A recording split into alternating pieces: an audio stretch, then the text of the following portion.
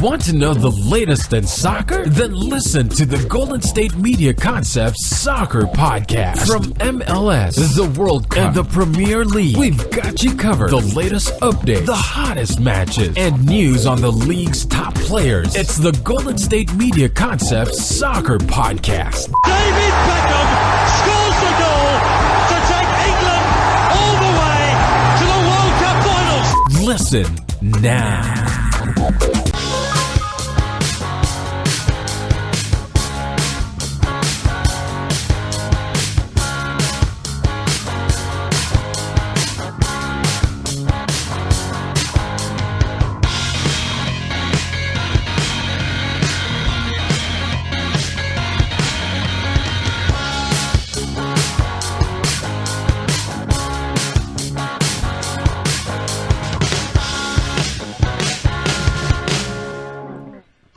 Welcome to the GSMC Soccer Podcast. Episode 100! Of course, part of the GSMC Podcast network of shows. Please check them out if you have not yet. Football, basketball, baseball, fantasy football. We do a daily sports show as well. Cricket, croquet. Nope, none of that. Not yet. Not yet. Maybe if we we'll get there soon. We're not that popular yet. Mm-hmm. Maybe maybe down the road, if GSMC expands, that can be talked about. But we got to talk about soccer today. We have a lot to discuss in this show. We got to talk about the latest Champions League action this week, some surprising results, also looking ahead to the second leg because some of these first games were so close and competitive that it's just making these second legs even more of a mouth-watering encounter. We'll also talk about the English Premier League. We have some games this weekend, including a big one. Also, we will take a look at the German League and see what's going on there. Is Borussia Dortmund still atop? How far is that gap? We'll talk about that. We'll talk about the latest drama with Real Madrid. We'll also talk about the English FA Cup. We know what the draw is now as Manchester United defeated Chelsea, knocked them out of the tournament. There's 8 teams left. We'll talk about those fixtures. We'll also discuss in the last segment the MLS season is upon us. A world star has signed with an MLS team. We'll break that down. And also, Ibrahimovic has some comments, and they are good. So we'll talk about that later. But I think first and foremost, man, Champions League will start there. But the one game in particular that stands out is yesterday Atletico Madrid spoiled Ronaldo's return to the capital of Spain. You know, Ronaldo played many years for Real Madrid, located in the same city. Atletico and Real Madrid rivals for quite some time. But Ronaldo's return was not, I guess, what he dreamt of, as they fall 2-0 to Atletico. Him not scoring one goal is really the point of that, not really what he was looking for, and losing. Yeah, he was close, especially early. He had a free kick that the keeper for Atletico Madrid, Jan Oblak, he made a spectacular save on. It was a good game. I thought Juventus controlled the game in the first half. Atletico dominated the second half. But ultimately, man, it was a very competitive game back and forth. But what it comes down to, most often, this is what happens, is goals change games. And the fact is, Atletico Madrid converted 2 times, whereas Juventus failed to score. They had, not just Ronaldo, but they had a couple other big moments where they could have possibly gone ahead in this game, scored the first goal, and they did not. So 2-0 home win for Atletico Madrid. They will go back to Italy for the second leg. It's not looking good for Juventus now, is it? It's not, man. 2-0. You know, if they would have lost 1-0, it would have been a defeat they could have, taken. They would have been fine with it. Not happy, but they would have been going back home feeling like, okay, if we take care of business, we will advance. But now the 2-goal lead. And Atletico Madrid, man, they're known for being a very good defensive team. Like, that's the thing, right? They are very strong in that regard. They have world-class players, too. In fact, I think Atletico Madrid is often overlooked. Would you say so? Oh, yeah, absolutely. Because they're not Barcelona. They're not Real Madrid. But they have a great team. Griezmann is a great player. They have the money. They always get good players. They're a talented team. Like this team, like of course it's always like they're the third stepchild. You know what I mean? Like when you look at, of course, Barcelona, Real Madrid. That's the two teams you look at as like that's the face, right? And they got Antoine Griezmann. Antoine Griezmann, the French World Cup winner, starting forward for France, is on their team. A number of great players. Like I said, they have the money to get a lot of talented players. They have always competed with Barcelona and Real Madrid too. This is not like something new either. They've usually always have competed in the past. So it's always just like you're always just sometimes it's just you're not the popular kid in school, but you can be. There's just two other kids who are super popular that you cannot really outdo.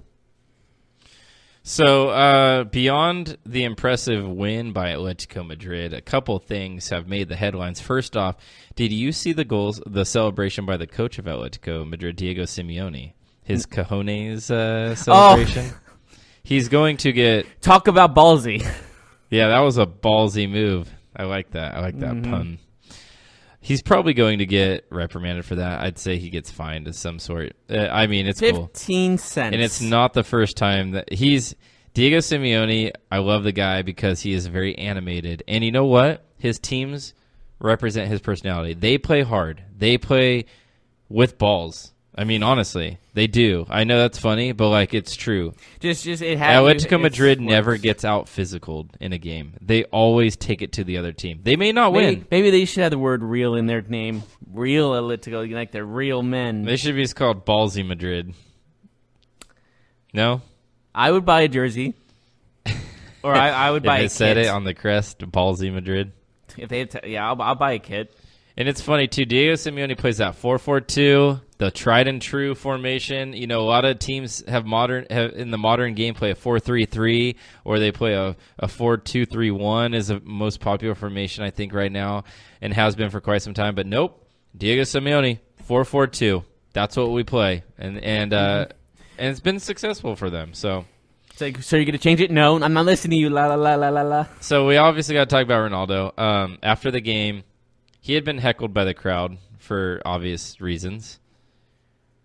He showed the cameras the number 5, telling everybody, I have won 5 Champions League titles, and you as a club have won 0. You know... And he's getting a lot of heat for that, saying that it was an arrogant move, right? Hey, but what if he was just looking for a high five and no one was giving it? However, what a lot of people are missing in this story is the chants that the Atletico Madrid fans were saying about him, and they were not, let's say... Of course not. Let's say... child-friendly.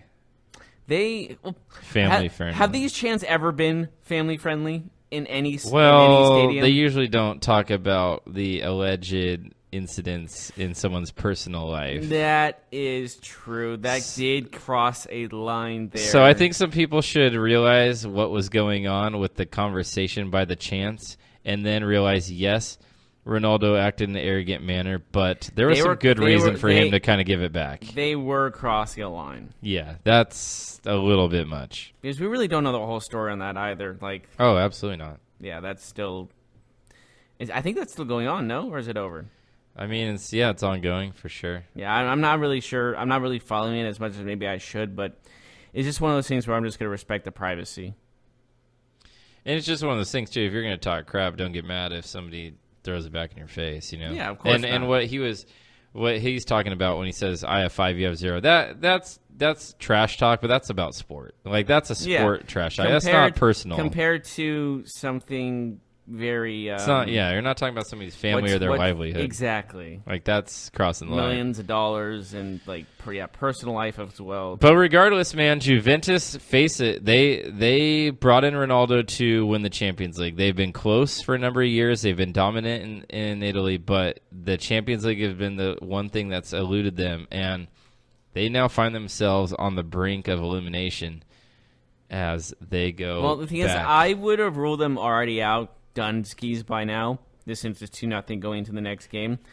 But, man, this is Ronaldo we're talking about, the best goal scorer arguably in the world, maybe even all time. There's a lot of arguments about his legacy, but he can score those goals when needed to. He's been clutch they in the will past. need him for sure to score those goals. I'm just saying his his resume shows that he can be clutch. There is some time as they don't play until the second week of March, so there is some time for the team to regroup and possibly rebound and get that much-needed big victory at home so they can advance to the next round. But moving on, there was another game that happened yesterday. Big result. Manchester City played Schalke, and it was a wild affair. Early in the game, 18th minute, Manchester City takes the lead on a Sergio Aguero goal, who might be that guy might be the most on-fire player in the world right now. Aguero just can't stop scoring goals. He just is ridiculous at this moment. But, shockingly, we see the German side, Schalke, scored twice before halftime on 2 penalty kicks. I think both fouls were legitimate. I think they were legitimate calls. Also, another thing here is that they use VAR now. There was a goal by Atletico Madrid that was disallowed for a foul, which was the correct call, but there was one taken off the board too in that game. Manchester City was down 2-1. They suffer a red card. Yet, despite the red card, they still score twice after that with 10 men, and they win 3-2.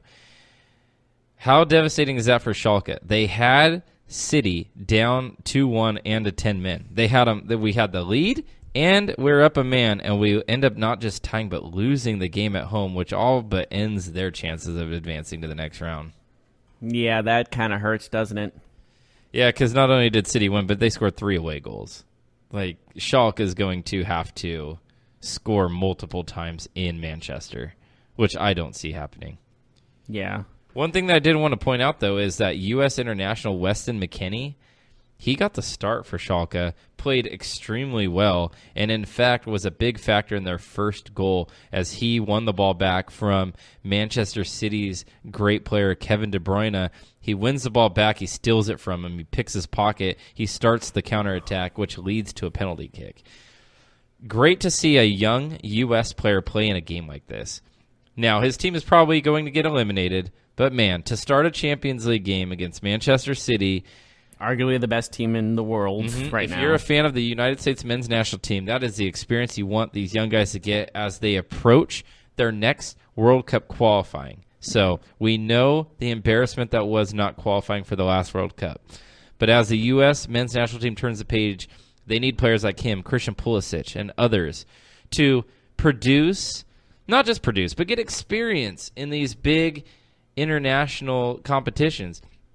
The Champions League is the biggest soccer tournament in the world. It's even bigger than the World Cup just because these club teams are better than national teams. They just are, right?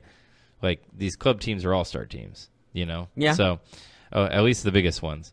But anyways, nice to see Weston McKennie get some PT, man. I liked it. I like what I saw from him, too. It didn't look like the moment was too big for him. So, good on him. We got to talk about that goal. I don't know if you saw, but Leroy Sané scored a freaking golazo, man. A golazo against Schalke. Free kick yesterday. If you haven't seen it, look it up. He did not celebrate because he's a former Schalke player. So he scored the goal, one of the best he's ever scored, and just put his hands up in like a sign of respect, which a lot of players do when they go play their former teams. You know, I respect that too, but I wouldn't blame anyone. Like, look, did you see what just happened? What cracks me up, man? What? Leroy Sané was left off the German national team for the World Cup because Joachim Low didn't think that they needed him. Germany got embarrassed in the World Cup and did not qualify out of the group stage, and they couldn't score goals. So, yeah, they literally left maybe their best goal scorer in their country at home, and they're eliminated early in the tournament. So, an incredible shot. I mean, you could watch this over and over again, and you'll see it in slow-mo. I will give the goalie credit. The goalie had no chance. He did jump pretty high in the air, though. I think he could have told the goalie where he's going, and the goalie wouldn't have had a chance because You know, of that curve. there are some places where this is an obvious statement, of course, but you could just shoot at the goal where they can't get it no matter how hard they try, and that was just the perfect angle, the perfect shot. If you see it, watch this shot knuckles a couple times. I mean, he hits it with a ton of pace too. A lot of times Beckham would be proud. A lot of times you either hit this with accuracy or you hit it hard. He did both. It's almost like he's on the best team in the world and he's good at what he does. Like, I don't think you can hit a better free kick than that. This is the angle right here. That's when Boom. you don't like hit it at the back of the net, you hit the side net, you did the right job. Mm-hmm. You did the right thing. Keeper had no chance. I don't care who you are. The keeper could be Wilt Chamberlain just stretching out his arms and he probably wouldn't have got it. We got to go to a break, but when we come back, we're going to talk about Liverpool and Bayern Munich, and I think that was the matchup that most people are looking at this week. Barcelona also was in action. We'll talk about the English Premier League upcoming games this weekend, and of course, we'll take a look at the other leagues around Europe. So join us in our next segment when we return.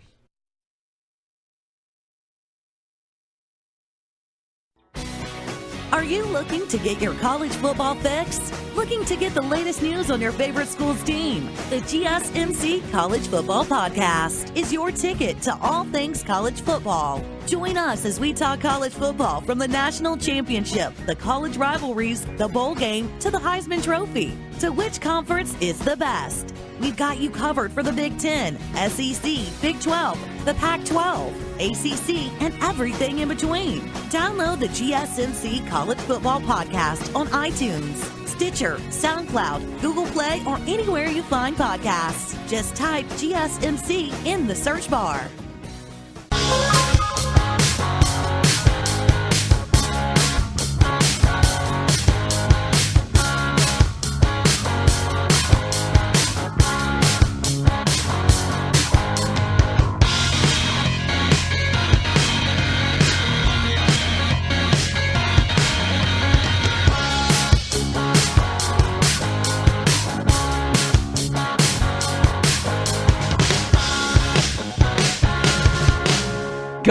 Welcome back to the GSMC Soccer Podcast. This is my last soccer podcast. Last podcast ever, actually. Yeah. We finished all our podcasts. This is our final podcast of the day. And I just want to say it's been a lot of fun having you here, man. We've had some fun, had some arguments. It's been a blast, though. It was nice. We figured out which EPL team you were going to adopt, and then you decided to change it. Yeah, but that's cool. Like it got you interested. Well, yeah, absolutely. Like we were saying, Chelsea. You were always was my interested team. in the sport, but it got you interested in the league a little bit more. Yeah, absolutely. And then I realized that you said the Tottenham team is more a Jewish organization, a Jewish club. And being a proud Jewish man myself, I had to represent. So I thought Tottenham would be the better choice. Mm-hmm. Nothing against Chelsea. No. I like I said on this show, I had a crush on Tottenham Chelsea in high school. I remember when we were trying to figure out your EPL team, and we figured out that you wanted to like a team that was the color blue. Mm-hmm. Tottenham is still blue. Yes, they're not a true blue like Chelsea. They're they more have of a some navy red, blue. They have some red in there too, and they're more of a navy blue and white team. But Tottenham, I think, is more famous for their white uniforms. But their secondary color is navy blue, so they're white navy blue. So it's not and their too logo far. is blue. Mm-hmm. Which is funny because it's a rooster standing on the world, which is I think that what a Hotspur is? That is not what a Hotspur is, but the Tottenham. What is a Hotspur? Do we even know? Is that a thing? Yeah. Is that an England thing? British thing? Well, isn't that like what a spur is? A spur is the thing on the back of the boot. So is it just hot? Oh, you know what? A Hotspur is a rash or impetuous person. A Ratcher or a rash? Oh, a rasher. Okay, not a very good name you want to use for a team. So it literally is a person whose spur is hot from rash or constant riding. Wait, okay, but the spur is on the back of the boot. How does that make sense? Riding as in horse, not riding. I think you said writing. I still think a ball or a world, but sometimes it doesn't have the lines. But yeah, that's just what it's known as, a rooster standing on top of a ball. I like that. I really like. If there was a spur boot, I really don't see it. Yeah. Who knows? I've always thought of it as like a rooster as well. When I first saw it, I was like, that's a rooster. Mm-hmm. So, Anyways, let's go back to another English team, Liverpool. They played host to Bayern Munich. And a very exciting game with a lot of back and forth, but the game ends in a 0-0 draw at Anfield. So this game will go back to Bayern Munich. It'll go back to their home. Bayern Munich with a 0-0 draw. Do you think this is a great result for Bayern Munich? Do you think they carry the advantage holding Liverpool in Liverpool? Well, holding Liverpool, a very high-powered offense, no doubt about it, and arguably a team that can still win the Premier League, 2-0 goals is good. Mm-hmm. But, they could have scored one. They could have scored a couple of goals. Sadio Mane. I was about to say, Mane. I think it was Keita. Was it Keita? No, I think it was Mane. Bottom line is there was multiple opportunities to score a goal, and they just... Yeah. To Bayern Munich's credit, they really stopped Mo Salah. I thought they really, really did not let him get on his left foot. They took that away from him. He had a really tough night. Well, let me ask you this: since they had almost a lot of opportunities to score against Liverpool, do they have do they think they are confident going into this next game? I know you were asking me this, but I have a feeling they're confident going into it, all things considered. But going from a question mark of missing opportunities can be also demoralizing. But would that also think hey, we can beat them? We're going to our home field. Yeah, I think so. I think Bayern Munich will be happy they got a tie, right? They'll be happy that it was a 0-0 draw.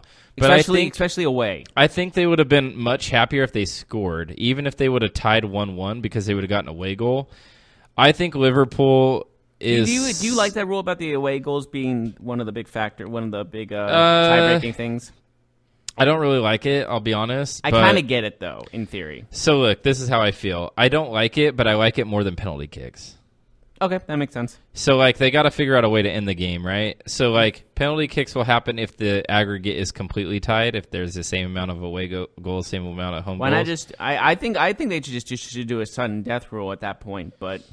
They do, and they go to extra time, but it's not sudden death. Yeah, but that's what I meant. Next extra time, if they go past extra time, should be a sudden death. But then again, it's how long are they going to play, right? Well, they could end up playing 2 full soccer games. Well, isn't that aren't those matches considered the best though? When they go long periods of time, it's just yeah. But it is a sport where there's not a lot of scoring. So true. If they already played at that point, they have already played 120 minutes, and they've already played literally 2 hours, and nobody has scored a goal. But it's one of those things where penalty kicks seem kind of cheap at the end of it. It's fun in FIFA, no question, but not in. It's not a perfect way at all to end a game, but at the same time, it's you gotta end this somewhere, right? We all want to go home. Yeah. So I do think Liverpool will feel okay. I don't think that they. They're disappointed. It's still 0-0. It's anyone's game. Yeah, they're disappointed they didn't win, okay? But and honestly, they know that if they score, that they're probably going to win. So Liverpool has the advantage right now, right? Because if I'd say Bayern Munich has the advantage because they didn't lose on the road. But if they do tie and they go 1-1, does the advantage go to Liverpool? Yes. So basically, maybe not the momentum, but the advantage. Basically, really Bayern Munich we'll be thinking all we got to do is shut them out one more time, and then we'll find a goal. We'll be at home. We'll figure out a way to score, and then we can move on.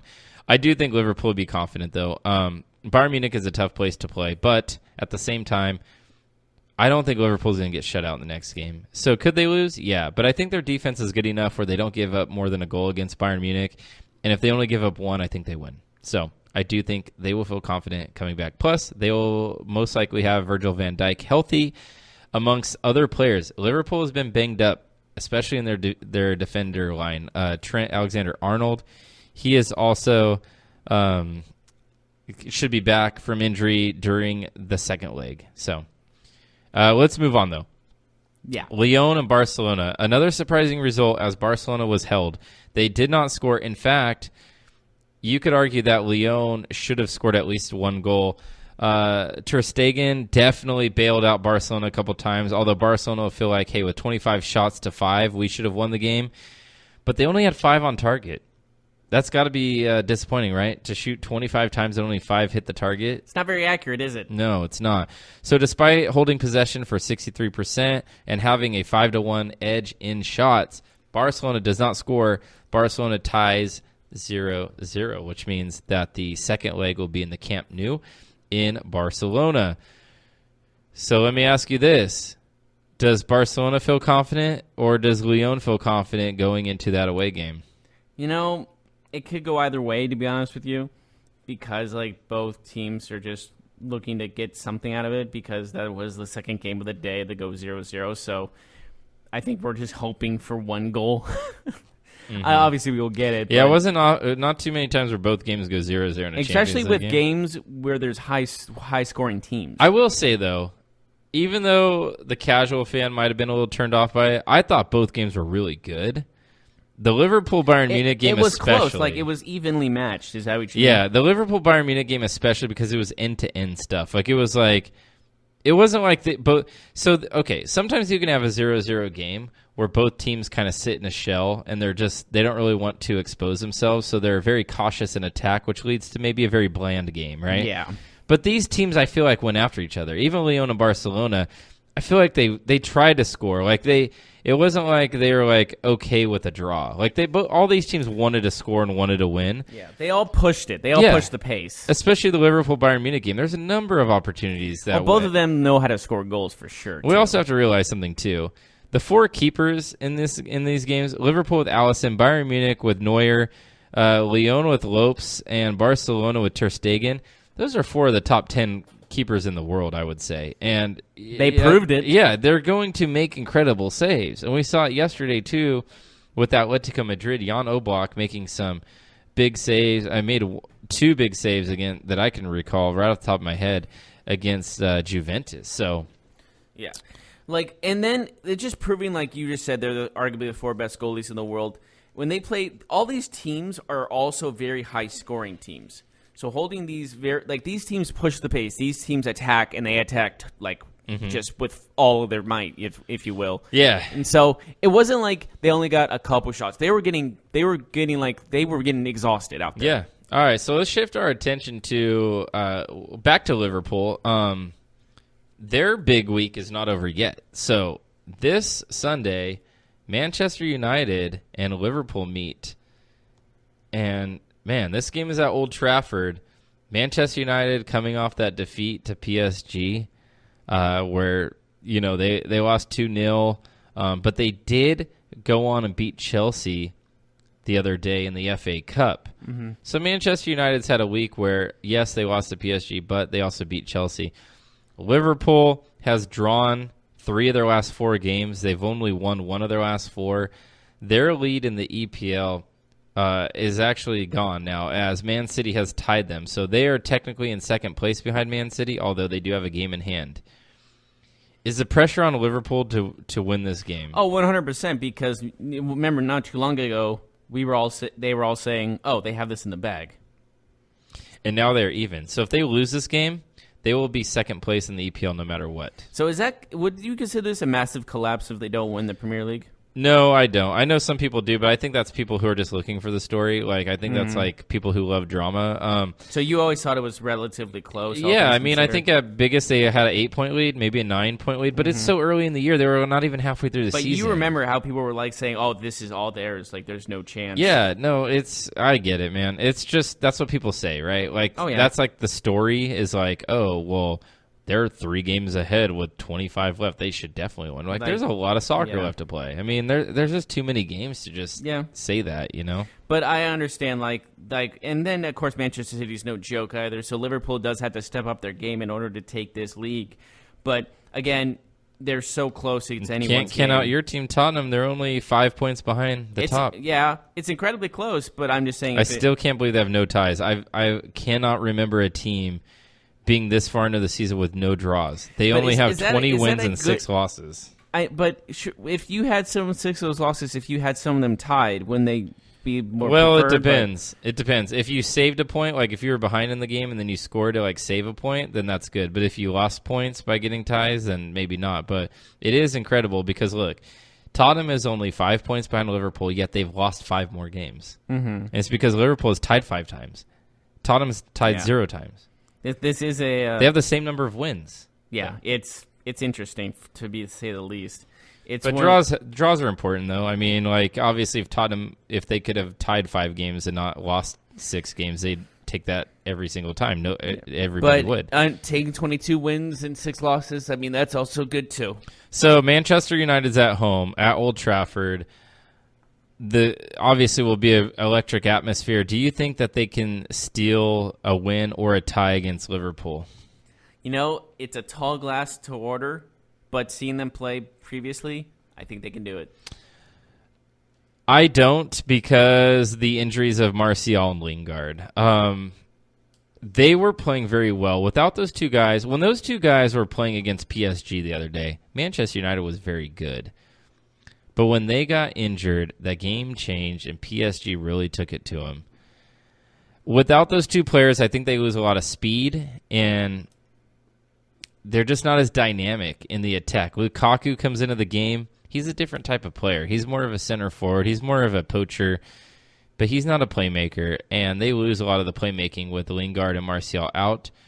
And then obviously Mata is a good player in his own right, but he's not nearly as quick as any of the other two. So I think Liverpool gets a win. I do. I think Liverpool will win probably I'd say 2-0, maybe 2-1. Mm-hmm. But you see still as a close matchup. I think it'll be a good game. I mean, Manchester United under Ole Gunnar Solskjaer is just playing so much better. They still haven't lost with him as their new only Champions League, but not in England. Not really camping Champions League because that's a different story. But Premier League is still a whole other ball game. Mm-hmm. So, but I kind of wanted to talk about. Also, Tottenham plays Burnley this week. Southampton at Arsenal. Wolves at Bournemouth. Those are some interesting games that could have implications on the table. But I want to shift over to the Bundesliga, where we know Christian Pulisic and Borussia Dortmund. Now, you want to talk about having a big lead. They were quite a bit ahead in the Bundesliga, but with a recent just terrible run of form, including them getting destroyed by Tottenham in the Champions League, the last 3 games they have tied. The last 4 games, they have tied their last 4 games in the Bundesliga, and they have seen their over 10-point lead has disintegrated to only a 3-point advantage over Bayern Munich. Bayern Munich, always known to win the league, they have come from behind. Are they going to overtake Borussia Dortmund and win the Bundesliga again? That is an interesting question, but probably. I'll say yes. Yeah, Borussia Dortmund, it looked like. Now you're talking about, a collapse.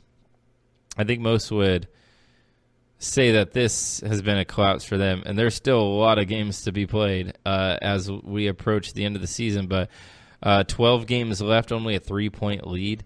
But man, it is all coming undone for Borussia Dortmund, who also have that second leg in the Champions League against Tottenham on the cards for them. But remember, they're down 3 goals, so it's all but over for them. Yeah. It's a tough one. But, just sometimes that's how it goes, Also, Borussia Dortmund and Bayern Munich do have one game against each other. And that's going to be interesting. Yeah, that game will be played in April. That's a long time from It'll now. be at Bayern Munich. Okay, so definitely giving the advantage to Bayern on that one. Yeah, so I want to switch over to the Spanish La Liga. Real Madrid suffer a shock defeat to Girona, 2-1. Very, I guess, surprising result. Not many people saw bottom feeders Girona, who's one of the worst teams in the league, go on and beat Real Madrid. This all but ends Real Madrid. Anything is possible. I mean, you heard Kevin Garnett, pardon me. But this almost all but ends Real Madrid's chances of winning the Spanish league. Now, they were already 6 points behind, but now they're 9 points behind Barcelona. But, losing Ronaldo, I think people saw this coming, though. Yeah, and Zidane, their coach, it was a big loss, too. So, definitely a different season. It was almost like they were expected to. Barcelona, 54 points. Atletico Madrid, 47. Real Madrid, 45. So, yeah, not the season Real Madrid wants. I think they're looking at... But, this summer they should have plenty in the money department. Oh, they will definitely be spenders. Yeah. You can believe that. Yeah.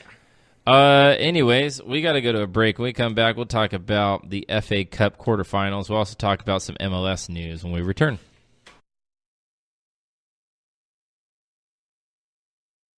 Tired of searching the vast jungle of podcasts? Now listen close and hear this out. There's a podcast network that covers just about everything that you've been searching. The Golden State Media Concepts Podcast Network is here. Nothing less than a podcast bliss with endless hours of podcast coverage. From news, sports, music, fashion, cooking, entertainment, fantasy, football, and so much more. So stop lurking around and go straight out to the Golden State Media Concepts Podcast Network. Guaranteed to fill that podcast itch. Whatever it may be. Visit us at www.gsmcpodcast.com. Follow us on Facebook and Twitter, and download us on iTunes, SoundCloud, and Google Play.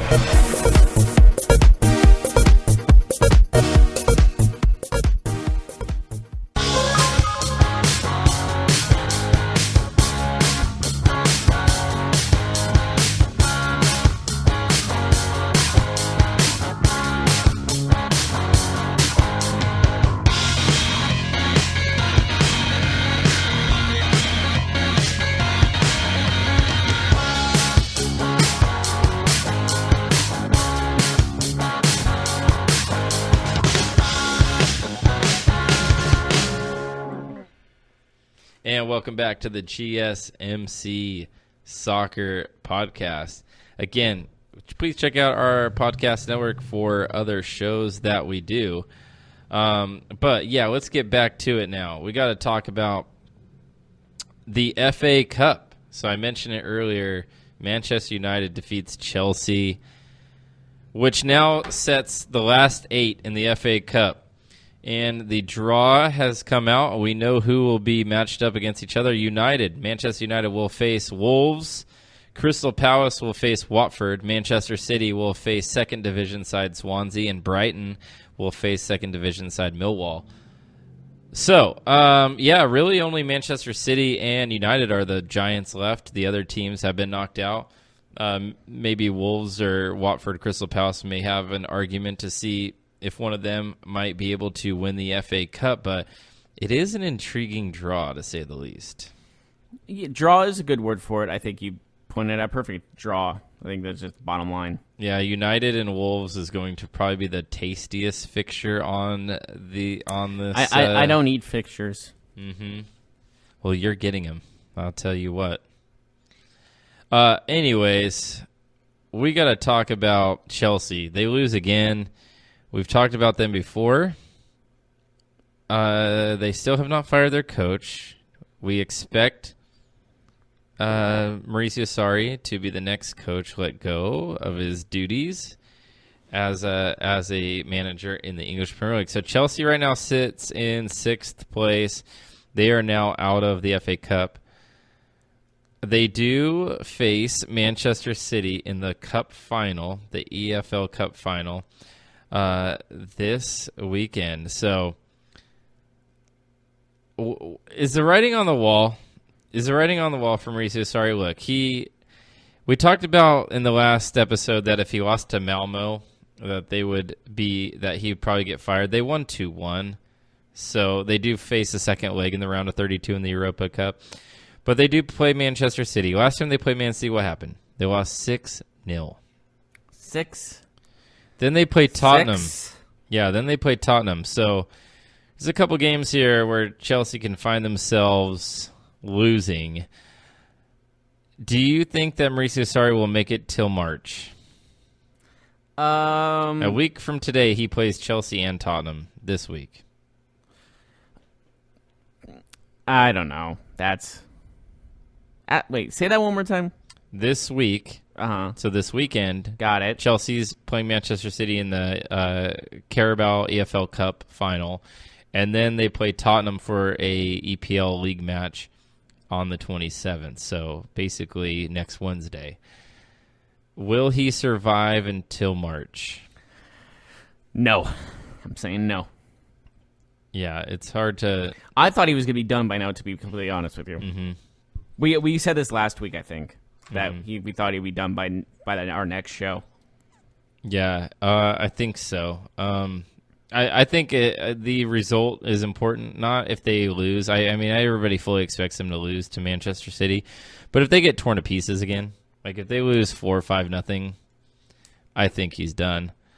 That would just be too embarrassing, in my opinion. Now, let's shift focus. Let's talk about Major League Soccer, man. It's upon us. The season will start shortly. We are looking at the season. How long has it been gone for? When was the I think November was the championship. Okay, March 2nd is the first slate of games as Atlanta United looks to defend their title.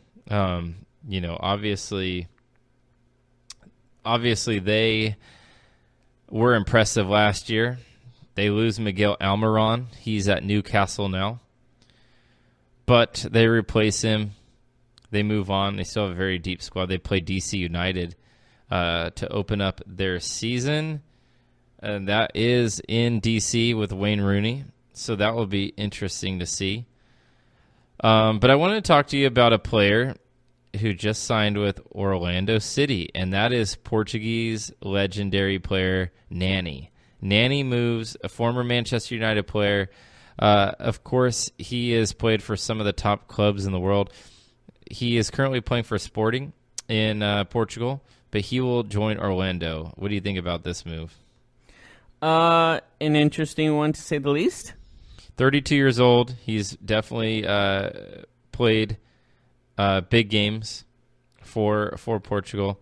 Him and Ronaldo have formed probably one of the best duos in the world when they were with Manchester and with Portugal, both one on either wing. Tremendous player. Is a quick player, dynamic winger. He'll bring some flair to the game too. So I think it's cool. I don't really recall another top-level Portuguese player making their mark on the MLS. We've seen a number of different players from different countries come in. Last year, like Zlatan, and we've seen Kaká from Brazil. We've seen Wayne Rooney from England, of course, Robbie Keane, of course, other players too. So this will be interesting. Nani was also playing for Valencia recently, one of the top teams in Spain. But I want to talk to you about Ibrahimovic, man. Say that name 3 times fast. Zlatan Ibrahimovic. Yeah, that's just a long name. So we all know the big personality who is Zlatan, and he said that he is looking to break every single record in Major League Soccer. It's a bold prediction. Mm-hmm. Even most goals saved? He said, quote, "This season I will bring something for you. Because they say I'm old, I'm looking to break every record in MLS this season." Last year, he scored 22 goals and 10 assists in 27 appearances. And he also goes on to say, after one season in MLS, I know it more now. I know things better, and I'm excited. I look forward to just start playing again because I like MLS. After playing 1 year there, and the first season was like, what is waiting? What will happen? How is it? Which level is it? And all these things. But now I have everything in my head, and now I just go out in the field and I dominate. So. Well, he's not low on arrogance. Zlatan has won 31 major trophies in his career, including 13 league titles. I am excited to see what Zlatan's going to do this year. I'm not going to lie. Because he came in like at midway through the season last year, like maybe not midway, but not at the beginning. So he gets a full season to start with the team and see what happens. But yeah, I think Atlanta United is probably the likeliest team to win, even though that seems kind of boring, and they won last year. They look pretty strong. Yes. Muscles are big, tender. They kept Joseph Martinez, which is huge. He is one of the best players in the MLS. He's definitely the best goal scorer. For sure. They also have former U.S. I guess he's still a current U.S. international keeper, Brad Guzan, as well. Cincinnati will also make their debut in the MLS. They will actually let me see who they play first. Oh, they played the Seattle Sounders to open up their season in Cincinnati. I always think of them as the Xbox team. Oh, the Sounders? Yeah. Believe it or not, they're no longer the Xbox team because they have new sponsors. How dare they? Yeah, after all those years. They haven't not been known as the Xbox team, though. Seriously. They've just been all neon green with just an Xbox on it. Yeah. That's just how it works. Mm-hmm. They are now sponsored by Zulily. That's not the same. Yeah, it's not. Why not like Game Boy? I know that's not a thing anymore, but or like the Nintendo Switch. Mm-hmm. Something you This got. is their new jersey. They still have the Xbox-ish green color, but It's not the same. nope. It's kind of boring now. You know, honestly, when I was playing FIFA when I was a kid, like 15, and they had the Xbox logo on and everything, I always played as them because I was like, oh, I love Xbox. Mm-hmm. Now I'm not going to go, oh, I love Zuliki. Anyways, that's it for our show, man. That's So we're it for done. you. That's it for me. That's our 100th show. I am out. He's gone. Hit me up on Twitter, ladies and gentlemen, at Mark Hella Gets It. That's MARC. Dude, you're 33. You got to change that. That's MARC. That's Hella, as in California, and Gets It, because I get it. Duh. Anyways. You made that as a teenager, didn't you? Maybe. Wait, was it even invented when you were a teenager? Get it? Because you're old. Anyways. Well, it's been a pleasure, man. Yeah. Anyways, take care of the fine folks who listen to this podcast. I'll do my best, sir. Make sure they have their soccer knowledge up. I will And do everything I can. it's been great. I'll see y'all on the flip side. Yes. Have a good day, everybody. You've been listening to the Golden State Media Concepts Soccer Podcast, part of the Golden State Media Concepts Podcast Network. You can find this show and others like it at www.gsmcpodcast.com. Download our podcast on iTunes, Stitcher, SoundCloud, and Google Play. Just type in GSMC to find all the shows from the Golden State Media Concepts Podcast Network, from movies to music, from sports to entertainment, and even weird news. You can also follow us on Twitter and on Facebook. Thank you, and we hope you have enjoyed today's program.